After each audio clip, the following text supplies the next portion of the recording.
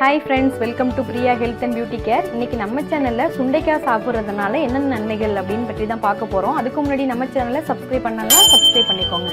அப்படியே பக்கத்தில் இருக்க பெல் பட்டனையும் கிளிக் பண்ணிக்கோங்க. அப்போ தான் நான் போடுற ஹெல்த் அண்ட் பியூட்டி ரிலேட்டடான வீடியோ உங்களுக்கு உடனுக்குடன் வந்து சேரும். வாங்க ஃப்ரெண்ட்ஸ், இப்போ வீடியோக்குள்ளே போகலாம். சுண்டைக்காய் பார்த்திங்கன்னா தானே வளரும் ஒரு வகை செடியினம். காடுகளிலும் சில வயல் பகுதிகளிலும் அதிகம் காணப்படும்.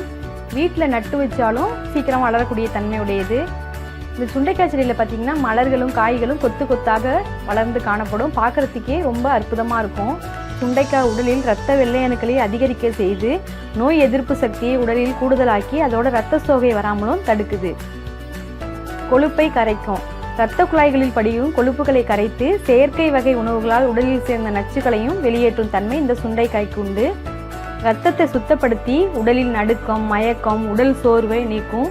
மூச்சு கோளாறு பிரச்சனை உள்ளவர்கள் சாப்பிட்டு வர விரைவில் குணமாகும்.